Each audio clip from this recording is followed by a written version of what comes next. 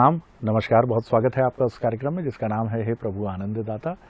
आप अपने विचार, सुझाव, रिएक्शंस, प्रतिक्रियाएं हमको भेजें। हमारा व्हाट्सएप नंबर आपकी स्क्रीन पे डिस्प्ले लगातार होता रहता है 7009694440।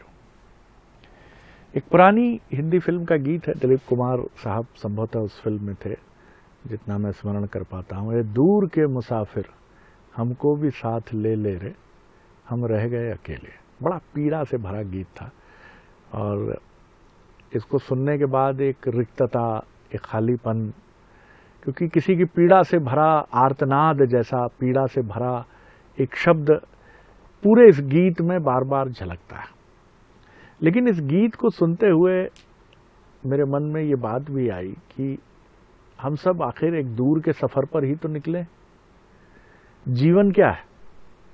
जीवन एक लंबा सफर है और ये लंबा सफर तय करते हुए, जैसे हम कहते हैं कि अगर आप ऊर्ध्वगामी होते हैं, अगर आप ऊपर की तरफ बढ़ते हैं, तो आपके पास जो भी सामान होता है, जिन लोगों ने केदारनाथ, बद्रीनाथ की यात्रा की है, उन्होंने बेस कैंप एक शब्द सुना होगा कि जब आप पहाड़ की चोटियों की तरफ बढ़ते हैं तो गाइड या आपके मार्गदर्शक आपसे कहते हैं कि सामान कम से कम रखिएगा।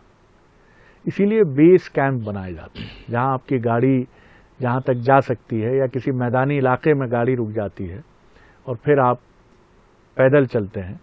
तो यही कहा जाता है कि आवश्यकता भर की चीजें रखिएगा। पानी अगर आपको लगता है, दवाएं रख लीजिए, वस्त्र वगैरह बहुत न्यूनतम श्रेणी में रखिए और ये मानिए कि जितने हल्के होंगे आप, उतना आप ऊपर आसानी से चढ़ पाएंगे। मन में ये विचार भी आया कि आखिर वो जो मार्ग है जिसको हम मुक्ति मार्ग बोलते हैं या ईश्वर से मिलने का मार्ग बोलते हैं, उस मार्ग के लिए क्या सामान चाहिए, क्या रखें और क्या छोड़ें? बड़ा भावुक सा भी प्रश्न है ये। आंखें अनायास ही ये सोचते हुए भर आती हैं, क्योंकि आखिर इस संसार से भी तो कितना मोह हो जाता है हमको। भाई भले ही धर्मशाला कहें, होटल कहें, लेकिन इस संसार से हमारा कितना दिल लगता है। माता पिता, भाई बंधु, पुत्र पुत्री, नाती पोते, एक गहन संघर्ष, परिश्रम, लेकिन जाना है आखिर। तो सामान कैसे छोड़ें? तेरे ये महल चौबारे यहीं रह जाएंगे प्यारे। तू छोड़े ना छोड़े, तुझे छोड़ना तो है, तो क्या छोड़े और क्या ले जाए? बड़ा सुंदर विषय है आज। तो आज इसी पर बात करेंगे हमारे विद्वान वक्ता, भगवत गीता के अध्येता, मानस मर्मज्ञ प्रोफेसर डॉक्टर सुरेंद्र बिहारी गोस्वामी जी। प्रणाम कर रहा हूँ गोस्वामी जी। आज ये विषय प्रवर्तन करते हुए मन में कई भाव हैं, कई हिलोर हैं जी। आप तो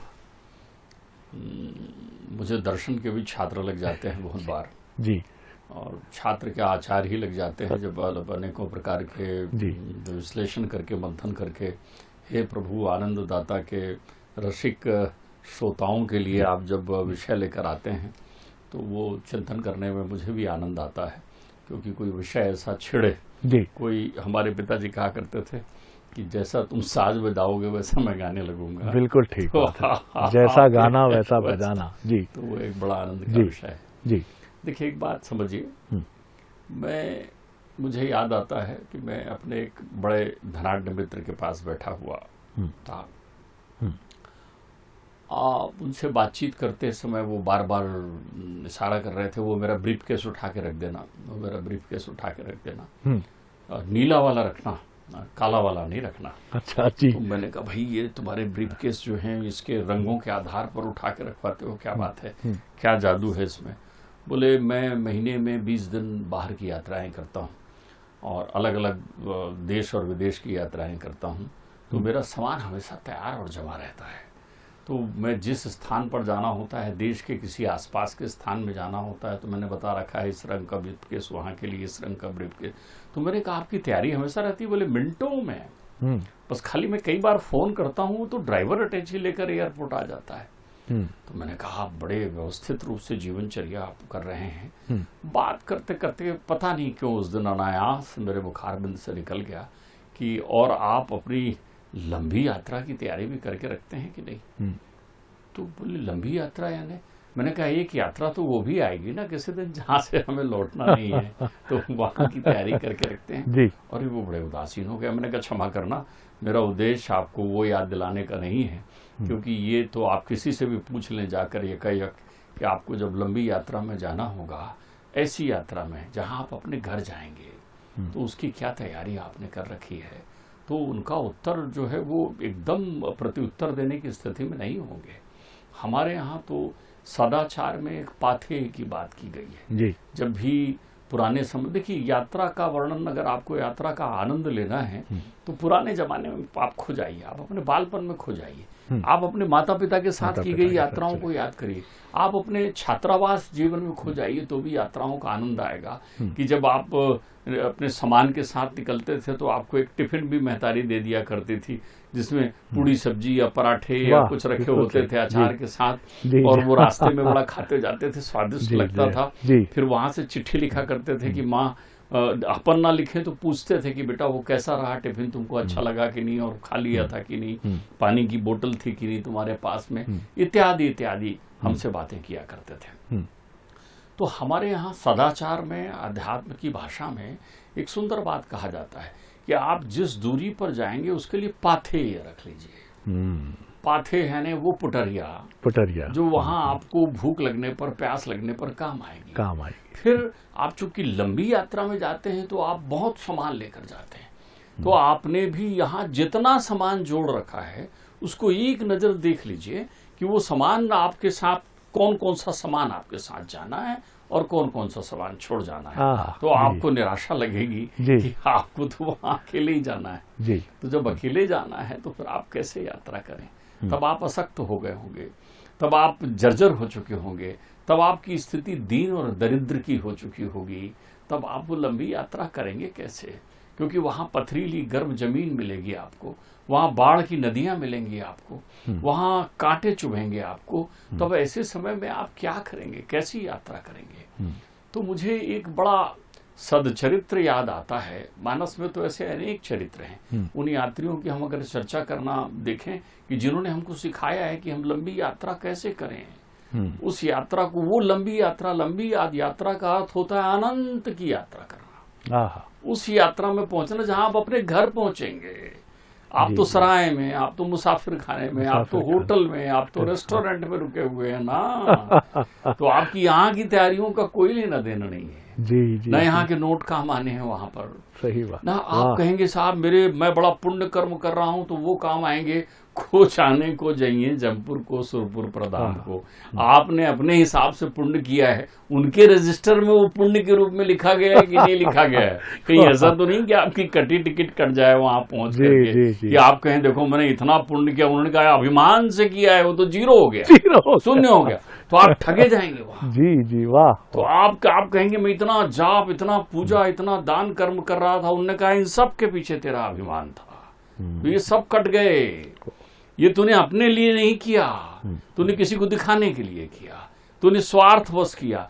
परमार्थ में क्या किया तूने, वो जिसे तू करके भूल गया हो, तू तो खुद बता रहा है कि तूने क्या किया है, और जिसे तुम बताओगे वो तो पक्का वो तुम्हारे उस सूची से हट जाएगा, क्योंकि वहां तुम्हारे बताने की आवश्यकता नहीं है, वहां तो वो बताता है कि तुमने क्या किया है क्या नहीं किया है। तो ये भी एक व्यर्थ चिंतन हो गया। तो मुझे ध्यान आया, तो पिताश्री हमारी एक अच्छी बात करते थे जी। मैं जब पिताजी के पास बैठ करके श्रीमद् भागवत या वेद पुराण या उपनिषदों पर चिंतन करता था, तो कई बार रुक करके मुझे कई ऐसे उदाहरण बनाकर बता दिया करते थे कि जिसको सुनकर मैं कुतूहलवश ठिठक जाता था कि क्या सुना रहे हैं। वो उन्हीं कथाओं में से निष्कर्ष निकालते थे। तो जब मुझे वो सुदामा चरित्र सुना रहे थे तो ठिठक गए। उन्होंने कहा देखो ये जो सामान चल रहा है यही लंबी यात्रा का सामान है। जो सुदामा जी पोरबंदर से निकलकर द्वारका के लिए चल रहे हैं और द्वारका से निकलकर पोरबंदर के लिए आ रहे हैं, तो जितना सामान सुदामा जी के पास है वही सामान तुम्हारी लंबी यात्रा के लिए अमूल्य और अमृतमय सामान है। तो मैंने कहा क्या सामान है सुदामा जी के पास? उन्होंने कहा सुदामा जी निकले हैं तो उनकी वेशभूषा क्या है? एक लाठी है उनके हाथ में, क्योंकि वो खड़े नहीं हो पाते पूरी तरीके से, तो लाठी का सहारा लेकर धीरे धीरे चलते हैं। तो बोले एक लाठी है उनके हाथ में। फिर बोले और क्या सामान है, देखो क्या कर रहे हैं? तो उन्होंने कहा देखो सुदामा जी हरे कृष्ण हरे राम का जाप कर रहे हैं, यानी नामामृत उनके साथ है, उनकी वाणी में परमात्मा का नाम है। मैंने कहा बस 2 ही समान है पिताजी। अरे बोले तीसरी छुपा रखी है उन्होंने। मैंने कहा क्या? वो पुटरिया। बोले लोग गठरी बांध कर जाते हैं पाप और पुण्य की, लेकिन उन्होंने तो पोटली रखी हुई है। तो मैंने कहा ये 3 समान ही लंबी यात्रा में काम आते हैं। मैंने कहा पिताजी ये 3 समान कैसे काम आते हैं? उन्होंने कहा जे श्रद्धा संबल रहित और नहीं संतन को साथ, और तिनको मानस अगम अति जिन्हें न प्रिय रघुनाथ। बोले इतना ही समान रखना है। बोले तुम्हें अपने वाणी में, अपने मन में नामामृत का पान रखना है। वो उनके प्रति आस्था है, वो उनके प्रति आस्था है तेरी। उनको कहना है कि देख मैं केवल तुझे पुकार रहा हूं, मेरी वाणी में, मेरी सांसों में, मेरे कृत्य में, मेरे हरेक कर्म में वो कहते हैं तुझे। मनमना भवमद भक्तो माद्याजी मा नमस्करु मामे वैसी सत्यम ते प्रतिजानी प्रियोस्मि में, मुझे सौंपना, मुझे दे। जननी जनक बंधु सुत धारा, तन धन भवन सुरहित सुतवारा, सबके ममता ताग बटोरी, और मम पद बंधई बांध मन डोरी। क्या तूने सब उनके चरणों में बांध दिया है क्या? उनका आश्रय लेकर क्या तेरे पास उस नामामृत का संबल है? तूने धारण किया है, आस्था है? तो बोले सबसे पहला जो समान है वो आस्था का है। डिगना नहीं, जीवन में सुख हो या दुख हो, अच्छा हो या बुरा हो, शर्तों पर प्रेम नहीं करना उनसे। उनसे ये नहीं कहना कि मेरा ये काम कर दो तो मैं शनिवार उपास रहूंगा। अरे मत रहा उपास। उनसे ये मत देख कि उनने तेरे लिए क्या किया है। किसी चमत्कार के भरोसे बैठा है यदि तू, तो तू तेरे पास वो सामान है ही नहीं। नामामृत का वो अमृत तेरे साथ है नहीं, जिसके कारण जो तेरे को जो है संपूर्ण सृष्टि का विषयाशक्ति ताप तुझे तेरे जीवन में असर नहीं करेगा। जब तू वहां जा रहा है तो एक समान ये कि उन पर आस्था रख। जीवन में जब तक रह रहा है इस समान को मजबूती से बनाकर चल, क्योंकि अंत समय में ये समान छूट ना जाएगा।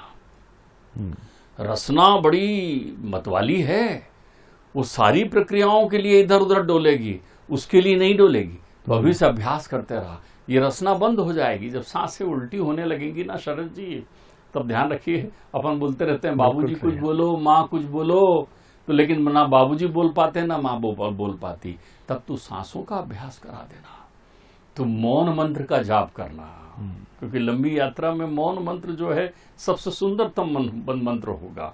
तब उसे मन से पुकारना तू कि देख मैं तुझे ध्यान कर रहा हूं, देख मैं तुझे ध्यान कर रही हूं। तो तुम्हारे वाणी में, मुख में परमात्मा की अनुभूति होनी चाहिए, वो नामामृत का होना चाहिए। दूसरा, अपने साथ उनका संबल लेना। जमाने का संबल ले रहा है, बाद में लोगों से कहते फिरता है वो भाई ने धोखा दे दिया, वो दोस्त ने धोखा दे दिया। अरे उनके सहारे क्यों था? वो लकड़ी संबल का प्रतीक है जो तुझे लेकर जाना हो। दूसरा सामान तेरे पास उनका संबल होना चाहिए।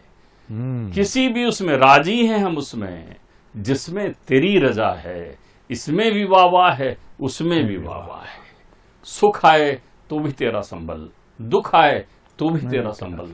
ध्यान रखना, तन के संबल देने वाले तब तक हैं जब तक तन उनकी अनुभूति करने के योग्य है।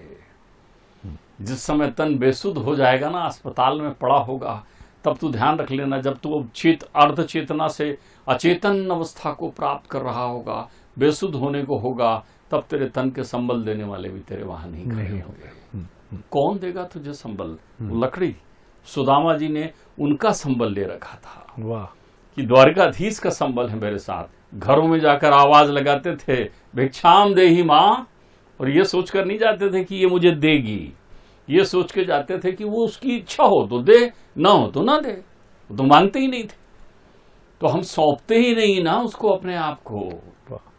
तो वो संबल अपने साथ रख, फिर एक पोटली रख। वो वहां पोटली मांगेंगे तो उससे वो तुझे वो मंत्र बोलना पड़ेगा, तेरा तुझको अर्पण क्या लागे मेरा। किसी ने कहा सुदामा जी ने वो चने खा लिए थे चुपचाप, तब से दरिद्रता उनके पास आ गई। अरे सुदामा जी से तो पूछो जाके कि क्या तुमने चुपचाप चने खा लिए थे? वो कहेंगे भैया वो द्वारिकाधीश इतने बड़े, पता नहीं चने अच्छे थे कि बुरे थे, कि कहीं ऐसा ना होता कि बरसात में उनके पेट में दर्द होने लगता, इसलिए मैंने उनसे छुपाकर खुद ही सब खा लिया कि मेरे ठाकुर जी को कोई तकलीफ ना हो, क्यों उनको ये चने खिलाऊं मैं। उनके भाव ये भी हो सकते हैं सुदामा जी के, तो उनके पास वो रखो, लेकिन वो रखो जो सुशीला ने दिया हो। सुशीला वो परम पवित्र और सतीवता नारी है जिसके जीवन में कोई अभिलाषा ही नहीं है, कांक्षा ही नहीं है। वो तो पति पे परमेश्वर की अनुभूति करती है। तो ध्यान रखिए, एक जीवन में यदि तुम्हारी सहधर्मिणी है और वो परम धर्मावलंबी है, तो उसके साथ मिलकर जो 4 मुट्ठी अनाज तुमने बना रखा है वो ठाकुर जी को देना होगा। एक धर्म समर्पित करना होगा, एक अर्थ समर्पित करना होगा, एक काम समर्पित करना होगा, और जब मोक्ष भी उसको समर्पित कर दोगे तो वो फिर तुम्हारी उस फटी चदरिया को देखकर, उस दामन के उस टुकड़े को देखकर, जिसको शरीर कहते हैं, जो जर्जर हो चुका होगा, उसको भूल कर आंखों से अश्रुपात करता हुआ तुम्हें गले लगा लेगा कि मेरा बेटा आया मुझसे मिलने।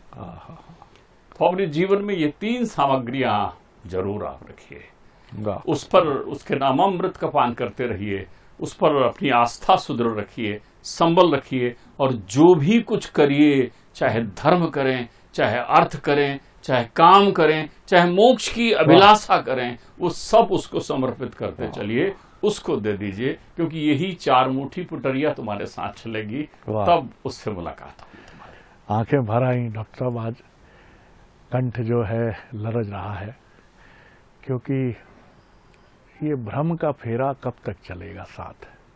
इतनी सुंदर बात आपने कही कि लाठी संबल है, संबल ही तो वो लाठी है जिसके सहारे अंतिम यात्रा तय होती है।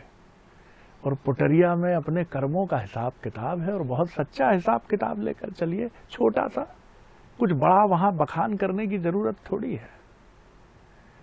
तभी तो वो आपको पुत्र मानकर, पुत्री मानकर द्वार पर खड़ा होगा।